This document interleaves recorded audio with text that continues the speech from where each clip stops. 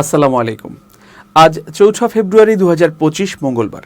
শুরু করছি change TV প্রতিদিনের গল্প অনুষ্ঠান। দর্শক, আপনাদের সঙ্গে রয়েছি আমি আবিদ আজম। শুরুতেই সংবাদ শিরোনাম। বাংলাদেশের রোগী না পেয়ে অবিশ্বাস্য যা ঘটছে কলকাতায়। বিএনপির সঙ্গে কোনো দূরত্ব নেই দাবি জামায়াত সেক্রেটারির। ময়ূক রঞ্জনকে নিয়ে যুক্তির চাবুক মারলেন ডক্টর ইউনূসের প্রেস সচিব। এবার বিস্তারিত। কলকাতার বেসরকারি হাসপাতালগুলোর বর্তমান অবস্থা নিয়ে মানব জমিনে এক প্রতিবেদনে জানিয়েছে যে সেখানকার বেশিরভাগ অনেকাংশে নির্ভরশীল বাংলাদেশি রোগীদের উপর। ফলে বাংলাদেশি রোগীদের অনুপস্থিতিতে কলকাতার হাসপাতালগুলোর ত্রাহি অবস্থা। কলকাতার বেসরকারি হাসপাতালগুলোর সংগঠন association of hospitals of eastern ইন্ডিয়ানের সভাপতি রূপক বড়ুয়া জানিয়েছেন, কলকাতার হাসপাতালগুলোতে স্বাভাবিক সময়ে বাংলাদেশের রোগীদের থেকে মাসে প্রায় ২০-২৫ কোটি রুপির মতো আয় হতো। জুলাইয়ে যা ২০% মতো কমেছে। আগস্টের পর থেকে তা কমতে কমতে ১০% নিচে নেমে এসেছে। বাংলাদেশে ক্ষমতার পালাবদল ও তারপর অশান্তির জেরে এবং ভারতীয় ভিসার নিয়ন্ত্রণের জন্য চিকিৎসার জন্য ভারতে আসা বাংলাদেশের সংখ্যা কমতে কমতে এখন প্রায় শূন্যে এসে দাঁড়িয়েছে। চূড়ান্ত গুরুতর ও আপৎকালীন অসুস্থতা ছাড়া মেডিকেল ভিসাও ভারত সরকার ইস্যু করছে না। ফলে আগস্টের পরবর্তী ২-৩ মাস পুরনো মেডিকেল ভিসায় কিছু রোগী এলেও নতুন করে মেডিকেল ভিসার ক্ষেত্রেও কড়াকড়ির কারণে এখন তাও বন্ধ। অনেকে নিরাপত্তাজনিত কারণেও আসছেন না। ভাষাগত সাহায্য সুবিধাজনক থাকা ও খাওয়ার ব্যবস্থা এবং চিকিৎসা খরচের স্বল্পতার জন্য লাখ লাখ বাংলাদেশির স্বাভাবিক পছন্দ ছিল কলকাতা। হার্টের অসুখ থেকে শুরু করে neuro surgery, cancer, paediatric surgery, urological সমস্যা, আর্থোপেডিক রিপ্লেসমেন্ট সার্জারি কিংবা বন্ধ্যত্ব সবকিছুর চিকিৎসাতেই বাংলাদেশিরা ঢাকার চেয়ে কলকাতাকে ভরসা করতেন বেশি। ভারতে বিদেশ থেকে চিকিৎসা করাতে রোগীদের মধ্যে ৬৯% এসেছেন বাংলাদেশ থেকে এবং এর বেশিরভাগই বেছে নিয়েছিলেন কলকাতাকে। কলকাতায় ১০ থেকে ১২টি বেসরকারি হাসপাতালেই থাকত বাংলাদেশি রোগীদের যাতায়াত।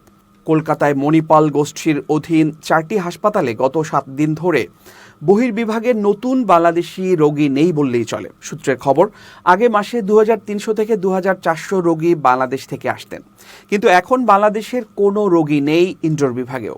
কর্তৃপক্ষ মনে করেন এই অবস্থা আরও কিছুদিন চলবে। বাংলাদেশের রোগীরা মূলত নগদে চিকিৎসার খরচ মেটাতেন, ফলে লোকসানের মুখে পড়তে হচ্ছে হাসপাতালকে। রুবি জেনারেলের সিজিএম অপারেশনস শুভাশিস দত্ত বলেন, আগে পড়শি দেশ থেকে দিনে ৩০ থেকে ৩৫ জন রোগী আসতেন। গত ১ তারিখ থেকে নতুন রোগী ভর্তিও হয়নি। তার কথায় আর্থিক ক্ষতি তো হচ্ছেই। আর এন ট্রেগোর হাসপাতাল সূত্রের খবর, বহির্বিভাগে দিনে ১৫০ জনের বেশি বাংলাদেশি রোগী আসতেন। সেখানে শেষ কয়েকদিনে তা কমে শূন্যে দাঁড়িয়েছে। রোগী ভর্তিও নেই। বড় বড় বেসরকারি হাসপাতাল ছাড়াও বাংলাদেশি রোগীর অভাবে কলকাতা ও শহরতলির ছোট মাঝারি হাসপাতালগুলোর অবস্থা খুবই সংকটজনক। এইসব হাসপাতাল ও নার্সিং হোমের ব্যবসার বড় অংশ আসত বাংলাদেশের রোগীদের চিকিৎসা থেকে।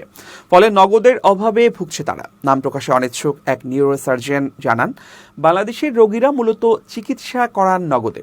তাদের সংখ্যা কমতে কমতে শূন্যে নেমে আসার প্রভাব পড়েছে চিকিৎসার উপরে। অস্ত্রোপচারও বন্ধ। এখন ভরসা ভারতের রোগীরা। অর্থনীতিবিদরা মনে করছেন, চিকিৎসা পর্যটকদের সংখ্যা কমায় কলকাতা তথা পশ্চিমবঙ্গের অর্থনীতিতে ধাক্কা লাগবে। কারণ কলকাতার বিভিন্ন বড় হাসপাতাল থেকে হোটেল, রেস্তোরাঁ, ব্যবসা চিকিৎসার কারণে আসা বাংলাদেশিদের উপরে নির্ভরশীল। দিল্লির আর্থিক গবেষণা সংস্থা international council for research on international economic রিলেশনসের সমীক্ষা অনুযায়ী ভারতের চিকিৎসা পর্যটন শিল্পে সবচেয়ে বড় অংশীদার ছিল বাংলাদেশ। গত বছরের অগাস্টে শেখ হাসিনার গদিচ্যুত হওয়ার পরে ভারতের চিকিৎসা পর্যটন ক্ষেত্র ধাক্কা খেয়েছে। চিকিৎসা পর্যটক কমেছে, ফলে হাসপাতাল ও তার সঙ্গে যুক্ত বিভিন্ন ক্ষেত্রে যার প্রভাব দেখা যাচ্ছে। সব থেকে বেশি প্রভাব পড়েছে পশ্চিমবঙ্গ ও উত্তর পূর্বাঞ্চলে, কারণ এইসব অঞ্চলেই বাংলাদেশের সবচেয়ে বেশি চিকিৎসা পর্যটক আসেন। পরিসংখ্যান অনুযায়ী যে 10টি দেশ থেকে সব থেকে বেশি মানুষ ভারতে চিকিৎসা করাতে আসেন, তার মধ্যে বাংলাদেশ প্রথম। ২০২২ সালে যে ৪,৭৪,০০০ বিদেশি ভারতে চিকিৎসা করাতে এসেছিলেন, তার ৬৮.৯% এসেছিলেন বাংলাদেশ থেকে। এর বাইরে বহু মানুষ সীমান্ত পেরিয়ে সীমান্তবর্তী স্বাস্থ্য কেন্দ্রে চিকিৎসা করিয়ে যান। বাংলাদেশের উপর নির্ভরতা কমাতে international council for research on international economic relations বেশ কিছু সুপারিশ করেছে। তাতে অন্যান্য দেশ থেকেও চিকিৎসা পর্যটন টানতে প্রয়োজনীয় পদক্ষেপ করার কথা বলা হয়েছে। সমসাময়িক বিভিন্ন ইস্যু নিয়ে এবার মুখোমুখি হলেন অন্তর্বর্তীকালীন সরকারের প্রেস সচিব শফিকুল আলম ও ভারতীয় সাংবাদিক ময়ূখ রঞ্জন ঘোষ। অনলাইনে এক প্রশ্নোত্তর পর্বে তাদের মধ্যে আলোচনা হয়। ময়ূখ রঞ্জন ঘোষ কী সংবাদ বলছেন, কেন বলছেন, এর সত্যতা কতটা, এসবের চেয়ে তার অঙ্গভঙ্গি, স্টুডিওতে লাফিয়ে চলা আর চিল্লানোটাই যেন বেশি উপভোগ করেন দর্শকরা। হুটহাট আজগুবি সব তথ্য সামনে হাজির করেন ভারতীয় গণমাধ্যম রিপাবলিক বাংলার এই সাংবাদিক। বাংলাদেশ থাকবে না, দখল হবে চট্টগ্রাম, এমন সব উদ্ভট বক্তব্যের জন্য বাংলাদেশে ব্যাপক সমালোচিত তিনি। প্রশ্নোত্তর পর্বে ময়ূখ রঞ্জন বাংলাদেশের হিন্দু সম্প্রদায়ের উপর হামলার অভিযোগ তুলে শফিকুল আলমের কাছে মৌলবাদের বিষয়ে প্রশ্ন করেন। তিনি বাংলাদেশের বিভিন্ন ভিডিও ক্লিপ দেখিয়ে এবং চট্টগ্রাম ও রংপুরের হিন্দুদের ওপর হামলার কথা উল্লেখ করে সরকারকে দায়ী করেন। প্রশ্নের উত্তরে শফিকুল আলম বলেন, ভারতীয় মিডিয়ায় হিন্দুদের বিরুদ্ধে ঘটনার খবর সবসময় অতিরঞ্জিত করে প্রচার করে। আপনি যে গ্রুপগুলো থেকে ভিডিও এবং তথ্য সংগ্রহ করছেন সেগুলোর উদ্দেশ্য সম্পর্কে আমাদের কিছু প্রশ্ন রয়েছে। তিনি আরও বলেন, আপনি এগুলো দেখতে চান বলেই এগুলো আপনার চোখে পড়ছে। আপনাকে বাংলাদেশে আসার আমন্ত্রণ জানানো হলো, আপনি আসুন এবং নিজ চোখে দেখে যান। আমাদের দেশে আপনার মতো হিন্দুত্ববাদীও আছে। প্রেস সচিব উল্লেখ করেন, ভারতীয় গণমাধ্যম প্রতিনিয়ত বাংলাদেশ নিয়ে মিথ্যাচার করে যাচ্ছে। সবচেয়ে বেশি করছে রিপাবলিক বাংলা। সেন্ট মার্টিন বিক্রি করে দেওয়া হয়েছে কিনা সরাসরি জানতে চাওয়া হয় প্রেস সচিব শফিকুল আলমের কাছে। তিনিও পরিষ্কার করে বলেন, সেখানে পর্যটক যাওয়া আপাতত বন্ধ করা হয়েছে। বিশেষ এই টকশোতে আলোচনায় আসে চিন্ময় কৃষ্ণ ইস্যুও। কথা হয় শেখ হাসিনাকে নিয়ে শফিকুল আলমের একটি ফেসবুক পোস্ট নিয়েও। প্রেস সচিবের আমন্ত্রণের জবাবে ময়ূখ বলেন, তিনি আসবেন, এসে কাচ্চি খাবেন, পায়েস খাবেন, ফিরনি খাবেন, খেতে খেতে ডক্টর ইউনূসের ইন্টারভিউ নেবেন। বাংলাদেশ জামায়াতে ইসলামীর সেক্রেটারি জেনারেল ও সাবেক সংসদ সদস্য মিয়া গোলাম পরওয়ার ঢাকা মেইলকে দেয়া এক সাক্ষাৎকারে বলেছেন, গত 15 বছর বলতে গেলে জামায়াত মানুষের কাছে প্রকাশ্যে যেতে পারেনি, প্রকাশ্যে কোনো সভা সমাবেশ জনসভা করতে পারেনি, শুধু শুভাকাঙ্ক্ষীরা আমাদের কাছে প্রকাশ্যে আসতে পারেনি। 5 আগস্টের পর থেকে অন্তর্বর্তীকালীন সরকারের রাজনৈতিক, গণতান্ত্রিক এবং সংবাদপত্রের স্বাধীনতা জনগণ ভোগ করছে। জামায়াতও সেই সুযোগ পেয়েছে। ফলে প্রথম থেকেই জুলাই আগস্টে সকল শহীদের বাড়িতে যাওয়ার সিদ্ধান্ত নিয়েছে জামাত। বন্যা এলো, সেখানেও আমরা সফর করেছি। যেখানেই গিয়েছি লক্ষ লক্ষ মানুষ জড়ো হয়েছে। একজন শহীদ পরিবারের কাছে গিয়েছি, সেখানেও হাজার হাজার লোক জড়ো হয়েছে। জনসভায় রূপান্তরিত হয়েছে। গ্রামেগঞ্জের তৃণমূলের লোকেরা বেরিয়ে গেছে। তখন আমরা আমাদের দাওয়াতের কথা, সমাজের কথা, ইসলামের বিউটির কথা, কেমন বাংলাদেশ দেখতে চাই সেটা আমরা মানুষের কাছে বলেছি। যারা জুলাই বিপ্লবে অংশগ্রহণ করেছেন তাদের দুটি ভাগে বিভক্ত দেখা যাচ্ছে।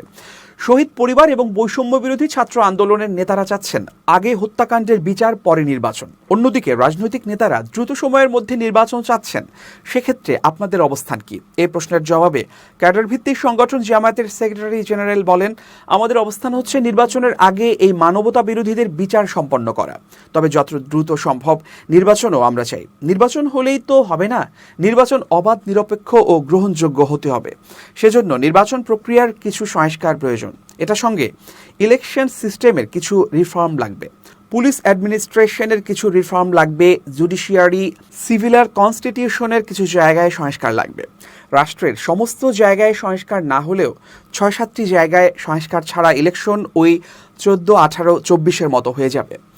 সে কারণে অন্তর্বর্তী সরকারকে বলেছি, অন্তত এটুকু সংস্কার করুন, তাতে আপনাদের বেশি সময় লাগবে না। আমরা মনে করছি 6 মাসের মধ্যে এই কাজগুলো করা সম্ভব। এই সংস্কারগুলো শেষে আপনি নির্বাচনের রোডম্যাপ দিয়ে দিন।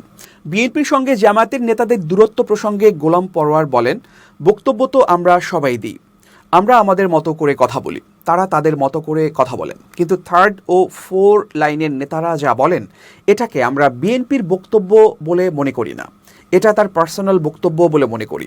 অফিসিয়াল বক্তব্য কোনটা? অফিসিয়াল কনফারেন্সে যদি কোনো দলের নামে কথা বলে এটা হচ্ছে অফিসিয়াল বক্তব্য।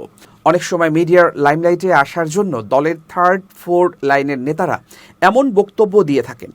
বিএনপির হাইকমান্ডের সঙ্গে আমাদের নিয়মিত যোগাযোগ হচ্ছে, সালাম কালাম হচ্ছে। রাজনৈতিক কৌশলগত নির্বাচন এলে এটা থাকবেই। এটাকে দলের সাথে দলের দূরত্ব মনে করি না, এটা গণতান্ত্রিক সৌন্দর্য। জামাতের এই নেতা আরও বলেন, আলটিমেটলি বিএনপির সঙ্গে জামাতের কোনো রাজনৈতিক দূরত্ব নেই। দল দুটোর মত তো দুটো হবেই, একটি প্রতিযোগিতা তো আছেই। সে কারণে যে কোনো দল তার কথা বলবে। এটার জন্য মনে করি গণমাধ্যম অনেকটা দায়ী। দূরত্ব তৈরি করার পেছনে একটা ইন্টেনশন আন্তর্জাতিকভাবে রয়েছে, কিন্তু মিডিয়া কর্পোরেট হাউসে আমরা টের পাই আমাদের মধ্যে দূরত্ব তৈরি করতে পারলে আওয়ামী ফ্যাসিবাদের সুবিধা তারা ভোগ করতে পারবে। মানহানির মামলায় বরখাস্ত সহকারী কমিশনার তাপসী তাবাসসুম উর্মির বিরুদ্ধে অভিযোগ গঠন করেছেন আদালত। মঙ্গলবার ঢাকার চিফ মেট্রোপলিটন ম্যাজিস্ট্রেট আদালতের ম্যাজিস্ট্রেট মোহাম্মদ সেফাতুল্লাহ অভিযোগ গঠনের এই আদেশ দেন। অভিযোগ গঠনের শুনানির সময় আদালতে উপস্থিত ছিলেন জামিনে থাকা তাপসী। গত ৮ অক্টোবর কোটা সংস্কার আন্দোলনের সময় পুলিশের গুলিতে শহীদ হওয়া রংপুরের বেগম রোকেয়া বিশ্ববিদ্যালয়ের শিক্ষার্থী ও কোটা সংস্কার আন্দোলনের সমন্বয়ক শহীদ আবু সাইদ এবং প্রধান উপদেষ্টা প্রফেসর মোহাম্মদ ইউনুসকে নিয়ে ফেসবুকে একটি পোস্ট দেন তাপসী। ওই পোস্ট নিয়ে ব্যাপক আলোচনা সমালোচনা হয়। এরপর তাকে জনপ্রশাসন মন্ত্রণালয়ের বিশেষ ভারপ্রাপ্ত কর্মকর্তা করা হয়, তবে তাকে সাময়িক বরখাস্ত করা হয়। একই সঙ্গে তার দেশত্যাগে নিষেধাজ্ঞা দেয় সরকার। অবমাননাকর মন্তব্যের অভিযোগে তাপসী তাবাসসুম উর্মির বিরুদ্ধে আদালতে মামলা করেন গণ অধিকার পরিষদের উচ্চতর পরিষদ সদস্য আবু হানিফ। পরে ম্যাজিস্ট্রেট অভিযোগকারীর জবানবন্দি রেকর্ড করেন এবং উর্মিকে ২৮ নভেম্বর আদালতে হাজির হতে সমন জারি করেন। শেখ হাসিনার শাসনামলে শিক্ষা প্রতিষ্ঠানে ছাত্রলীগের সন্ত্রাসী কর্মকাণ্ড ও সাজা নিশ্চিতের দাবিতে মার্চ ফর জাস্টিস কর্মসূচি ঘোষণা করেছে জাতীয়তাবাদী ছাত্রদল। আগামী বৃহস্পতিবার সারা দেশে একযোগে এই কর্মসূচি পালন করা হবে। ছাত্রদলের সভাপতি রাকিবুল ইসলাম রাকিব ও সাধারণ সম্পাদক নাসিরউদ্দিন নাসির এই কর্মসূচি ঘোষণা করেছেন। তারা সংগঠনের নেতাকর্মী সহ ছাত্র সমাজকে কর্মসূচিতে অংশগ্রহণ করার অনুরোধ জানিয়েছেন। সংগঠনের দপ্তর সম্পাদক মোহাম্মদ জাহাঙ্গীর আলম স্বাক্ষরিত বিজ্ঞপ্তিতে এ তথ্য জানানো হয়েছে। এতে বলা হয়েছে, আগামী ৬ ফেব্রুয়ারি ফ্যাসিস্ট শেখ হাসিনার শাসনামলে শিক্ষা প্রতিষ্ঠানসমূহে সন্ত্রাসী সংগঠন ছাত্রলীগ কর্তৃক সংঘটিত সকল সন্ত্রাসী কর্মকাণ্ডের যথাযথ বিচার ও সন্ত্রাসীদের সাজা নিশ্চিত করার দাবিতে এবং জুলাই আগস্টের ছাত্র জনতার গণঅভ্যুত্থানে ফ্যাসিবাদের দোসর হিসেবে ভূমিকা পালনকারীদের বিরুদ্ধে তদন্ত সাপেক্ষে উপযুক্ত ব্যবস্থা গ্রহণের দাবিতে সারা দেশের শিক্ষা প্রতিষ্ঠানে মার্চ ফর জাস্টিস কর্মসূচি পালন করা হবে। একই সঙ্গে প্রতিষ্ঠানের প্রধান বরাবর স্মারকলিপি দেয়া হবে বলে জানানো হয়েছে। জুলাই আগস্টের ছাত্র জনতার গণঅভ্যুত্থানে ফ্যাসিবাদের দোসর হিসেবে ভূমিকা পালনকারীদের বিরুদ্ধে তদন্ত সাপেক্ষে উপযুক্ত ব্যবস্থা নেওয়ার দাবিও জানাবে সংগঠনটি। এবার খুব জরুরি ১ মিনিট, জানাচ্ছেন ইউনেস্কো ক্লাব পুরস্কার বিজয়ী সাংবাদিক আমিরুল মোমেনিন মানিক। খুব জরুরি ১ মিনিটে প্রত্যেককে আমন্ত্রণ। একটা সময় বলা হতো যে হোয়াটসঅ্যাপের কল রেকর্ড করা যায় না, এখন কিন্তু সেটা মিথ্যা প্রমাণিত হয়েছে। এখন এমন এমন প্রযুক্তি বের হচ্ছে যে হোয়াটসঅ্যাপের কথাও রেকর্ড করে রাখা যাচ্ছে। সুতরাং আপনি যখন কথা বলবেন তখন অবশ্যই মাথায় রাখবেন এমন কোনো কথা যেন না বলি যাতে আমার ব্যক্তিগত নিরাপত্তা বিঘ্নিত হয়। আপনি এমন একটি তথ্য প্রকাশ করলেন যে তথ্যটি অন্যের বিরুদ্ধে গেল, যেটি প্রকাশ পেলে আপনার ক্ষতি হতে পারে, এমন কথা বলা থেকে বিরত থাকুন। কারণ এইসব ইলেকট্রনিক ডিভাইস ব্যবহারের সঙ্গে সঙ্গে আপনার কথা, আপনার চিন্তা, আপনার তথ্য ফাঁস হয়ে যাবার শতভাগ আশঙ্কা থাকে। তার আগেই আপনি ব্যবস্থা নিন, অর্থাৎ আপনি কথা বলার ক্ষেত্রেই সতর্ক থাকুন। তাহলে ফাঁস হলেও আর কোনো সমস্যার সম্মুখীন আপনাকে হতে হবে না। ভালো থাকবেন, শুভেচ্ছা নিরন্তর। এবার দেশের বাইরের প্রসঙ্গ। গাজা খালি করার বিষয়ে মার্কিন প্রেসিডেন্ট ডোনাল্ড ট্রাম্পের পরিকল্পনার বিরোধিতা করেছে ইরান। তেহরান বলেছে, গাজার ভবিষ্যৎ নির্ধারণের অধিকার শুধু ফিলিস্তিনিদের, বাইরের কোনো শক্তির নয়। এক প্রতিবেদনে এ খবর দিয়েছে তাসনিম নিউজ।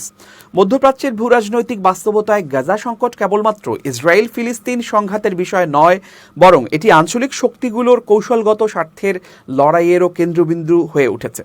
এই প্রেক্ষাপটে ইরানের পররাষ্ট্র মন্ত্রণালয়ের মুখপাত্র ইসমাইল বাকাই স্পষ্ট ভাষায় জানিয়ে দিয়েছেন, গাজার ফিলিস্তিনিদের মিশর ও জর্ডানে স্থানান্তরে মার্কিন প্রেসিডেন্ট ডোনাল্ড ট্রাম্পের প্রভাব একেবারেই গ্রহণযোগ্য নয়।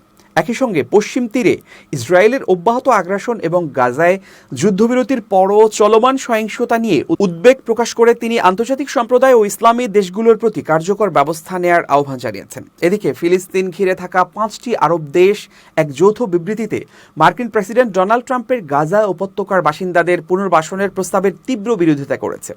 মিশর, জর্ডান, সংযুক্ত আরব আমিরাত, সৌদি আরব এবং কাতারের পররাষ্ট্রমন্ত্রীরা এক বৈঠকে বসেন এবং যে কোনো উপায়ে ফিলিস্তিনিদের জোরপূর্বক স্থানান্তরের বিরুদ্ধে নিজেদের অবস্থান জানিয়ে দেন। বৈঠক শেষে এক বিবৃতিতে তারা জানিয়েছেন, গাজার বাসিন্দাদের অন্য দেশে স্থানান্তরের প্রস্তাব আঞ্চলিক স্থিতিশীলতা বিনষ্ট করবে এবং সংঘাত বাড়িয়ে তুলবে। রয়টার্স জানিয়েছে, এ নিয়ে 5 আরব দেশের পররাষ্ট্রমন্ত্রীরা মার্কিন পররাষ্ট্রমন্ত্রী মার্কো রুবিওকে একটি যৌথ চিঠি দিয়েছেন। চিঠিটি সোমবার পাঠানো হয়। এছাড়া চিঠিতে সই করেছেন ফিলিস্তিনের প্রেসিডেন্ট উপদেষ্টা হুসেইন আল শেখ। দর্শক, শেষ করছি প্রতিদিনের গল্পের আজকের গল্প। change.tv.press বাংলাদেশের ইউটিউব জার্নালিজমের অগ্রদূত। ভিজিট করুন এর ওয়েবসাইট www.changetv.press, youtube.com/changetvpress এবং সাবস্ক্রাইব করুন চ্যানেলটি। নিয়মিত লাইক, কমেন্ট ও শেয়ার করে আপডেট রাখুন নিজেকে। ভালো থাকুন, নিরাপদে থাকুন, শুভেচ্ছা নিরন্তর। changetv.press, এক ফোঁটা হলুদও নেই।